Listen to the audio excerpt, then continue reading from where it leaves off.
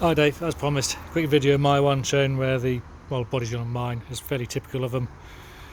Front end is going to be usual accident damage. Obviously the fiberglass stress cracks.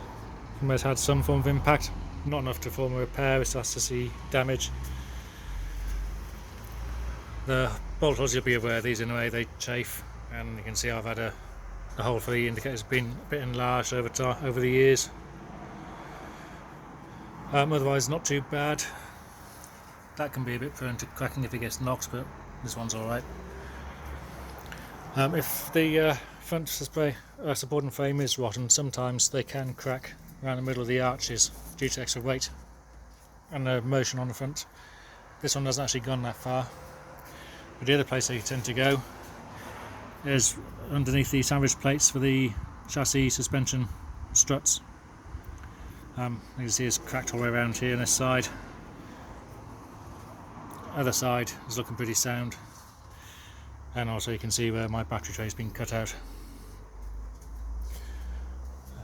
Sometimes, well, actually this won't be a problem on yours, you've got different hinges. Mine's earlier, so I got the kind of hidden hinges and they can seize up, but you'll have different type of hinges to mine.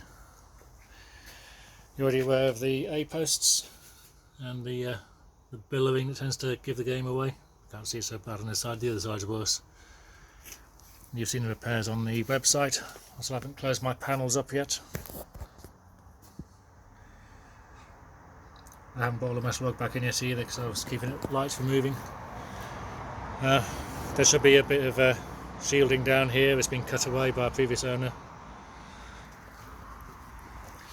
Other part before I forget, there is a steel hoop going around the top of the windscreen frame, down the A-posts, and down to around here somewhere, braided in the fiberglass. Not known for giving any problems.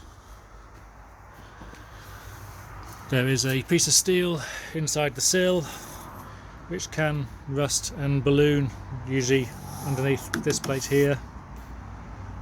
Mine looks like it might be ballooning slightly around the rivets, but it could be from assembly, not too fussed.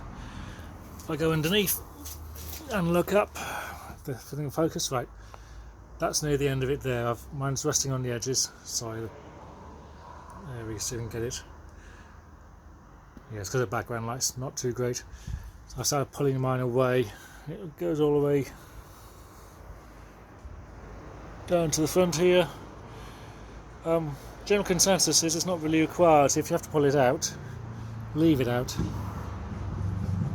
Because if you have got a chassis running under here. Next bit, the infamous fish plates on the roll hoops. These are roll hoops roll hoop is the wrong term.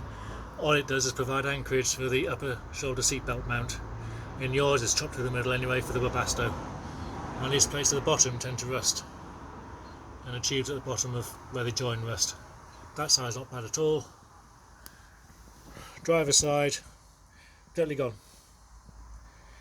Unfortunately, it is fully encased, and even when you get the body off, to get to weld all the way around it, it is going to involve cutting through the bodywork.